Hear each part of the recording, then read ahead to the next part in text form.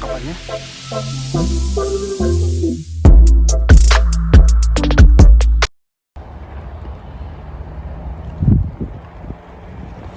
Yun, at nag-snow na naman. Paligid natin. So 1 week na walang snow. At after nun, bumalik na naman. So itong bagsak na to, kagabi lang to.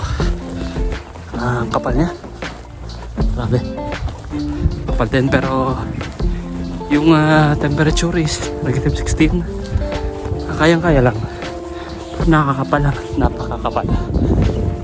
Tingnan niyo. Grabe no. Puting-puti.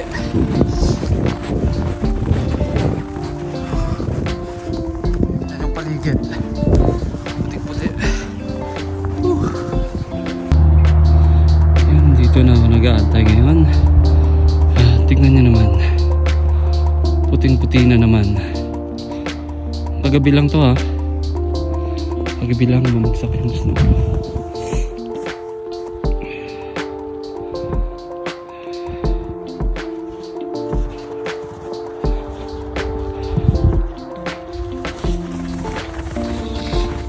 Yun.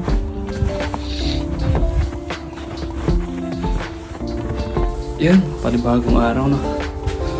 At panibagong snow na naman to. After 1 week. 1 week lang nagpahinga. At bumalik na. Ito yung view na palagi kong nakikita araw-araw tuwing sumasakay ako sa bus.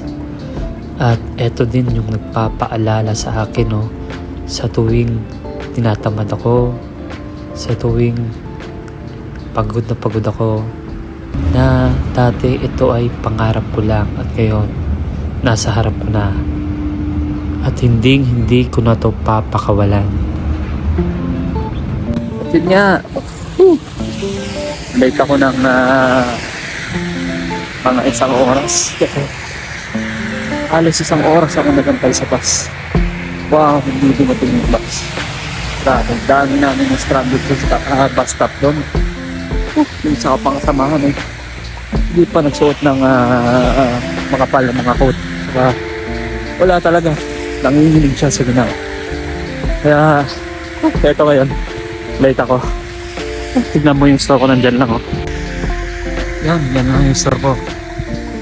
Ikot ako doon, bababa ako sa likod niya. Kung gaano kakapal late tayo, pero hindi pwedeng tumakbo, hindi pwedeng magmadali, baka madulas tayo. Ang magagawa, ganito talaga. Wala kang sasakyan, commute ka. Ito yung may experience mo, late ka, wala kang choice. Pera na lang, kung maraming pera, mag-u-Uber ka. Ngayon Sunday kaya hindi rin gaano matao, pero tingnan mo, kahit ganito kagrabe yung snow, ay dami pa rin medyo marami pa rin yung lumalabas. Syempre yung iba, family day.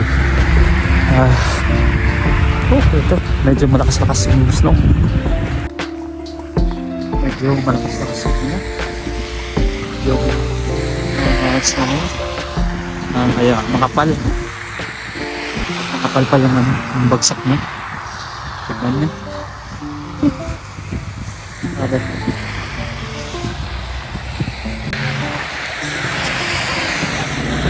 Hopefully walang customer sa store kasi late sa store namin. Pag makulangan lang ng isa, mahihirapan talaga yung mga customer. Kaya nag-message ako kanina, anong malaman ko na hindi dumating yung bus o hindi dadating yung bus. Kaya hopefully okay lang sila. Dito ako mag-shortcut. Baba tayo. Yun, ito na. Ito yung store ko. A few moments later. So ngayon, kaka-out lang natin and kung makikita nyo, tumatakbo ako kasi humahabol ako sa bus. Kasi hindi pare-parehas yung schedule ng bus, no? Nagulat ako dito. Muntik na akong mahuli sa bus kasi kaka-out ko lang at ilang minuto na lang ay aalis na yung bus. Kaya nagmamadali ako dito para makahabol talaga. At buti na lang nakahabol tayo, no? Salamat sa driver kasi nakita niya akong tumawid sa crossing at hinintuan niya talaga ako. Ito pala yung tsura ng weather ngayon. Titignan nyo. Grabe. Alas zero visibility na, no? Around 500 meters siguro. Pag nagdadrive ka, hindi mo na makikita yan. Dinadaanan mo. So as usual, tayo na naman ulit. Tingnan nyo. Napakatahimik ng paligid. Tingnan nyo. Walang katao-tao. At nagmumuni-muni na naman tayo, no? Ito palagi yung sitwasyon, no? Especially nag-snow at nasa dalawang bus ka, di may iwasan na nag-aantay ka talaga. Meron namang sinuswerte tayo pag dating natin, after 10 minutes nandyan agad ang bus. Ngayon halos 30 minutes na naantay ko, pero ngayon nasa 10 minutes na lang, no? Dadating na yung bus. So nandito ko nag-aantay kasi merong glass, pero after 10 minutes na nagta-transfer ako dun sa aking talagang bus stop.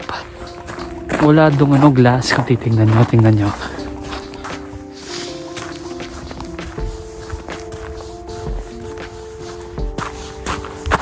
Yun yung bus stop ko. Yan, wala siyang bus, kita nyo yun. Yan yung upuan na yan. Wala siyang glass kaya medyo maginaw dito. Ngayon paginaw yung temperature, no? Kanina medyo okay pa, no? Ngayon paginaw. Ito, dito ako nag-aantay. Tingnan nyo, wala ka talagang makikita na kahit na ano. Napakatahimik. Usually kung nandito ako aantay, matawag ako sa asawa ko, no? At least ma-maximize ko yung oras ko na nakakausap ko yung pamilya ko. Pero kung minsan, no, sa sobrang ginaw, nilalagay ko na lang siya sa bulsa at nag-headset na lang ako para at least tayo ganong ginawin. Kasi hindi mo talaga kayang hawakan yung cellphone mo minsan, eh. Kaya malaking bagay din na may headset ka, no, na wireless. Kasi kahit lagay mo sa bulsa mo, pwede kang gumalaw-gulaw na kahit ano, maglakad-lakad para hindi ka mainita, para hindi ka masyadong ginawin habang tumatawag sa asawa mo or sa pamilya mo.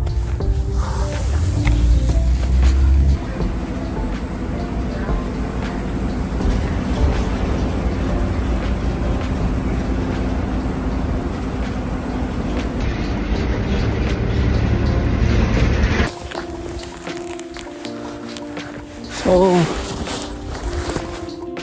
lalakad tayo ngayon, no?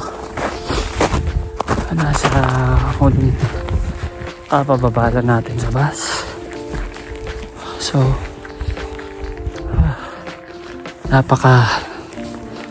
basang-basa yung daan.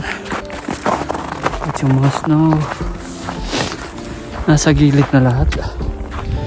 Kasi siguro yung mga tao na gano'n na nag-shovel na ng mga daan nila, linisan. Ito yung mga snow. Pag natuyo na yan, basang-basa yung buong paligid. Kung mapapansin nyo, no, sa salita ko, sa ganitong weather, parang medyo hindi maganda yung hangin, no? Syempre medyo madali kang hingalin.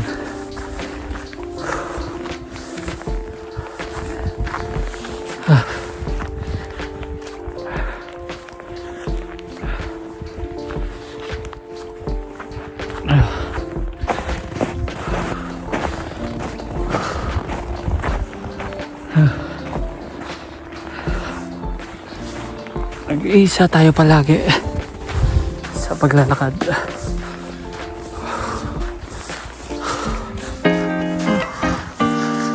Ito yung dinadaanan natin. At ito yung itsura ng paligid. Kada uwi natin at ngayon, grabe yung fog sa paligid.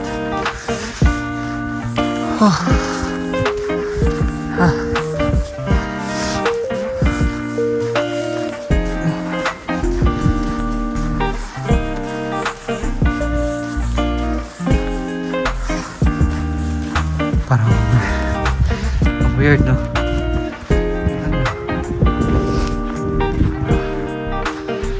Pero ito yung kakainis sa lugar ko. Kasi hindi ito nadadaanan ng naglilinis. Parati itong kasi yung lugar mo pag nasa loob-looban na, hindi nalilinisan ng taga city, no? Pag nasa loob ko ng community talaga, hindi na siya inaabot. Kaya eto, tsura ng dinadaanan. Kaya hindi kaya yung sapatos dito. Mahirapan pag wala kang winter boots. Napakaganda ng design ng mga bahay dito ng Christmas. Kaya lang wala pa akong quality na cellphone, na camera, no? Ayan, kita nyo, no? January na, February na, pero ang ganda pa rin ang bahay niya. Ay, grabe ko pala, oh. Ano? Ito pa.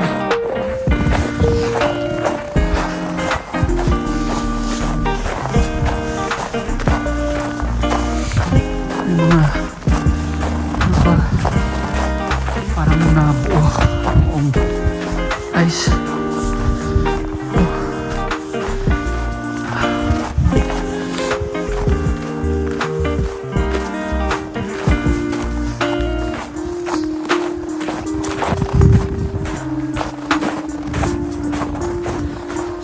Ito na ako.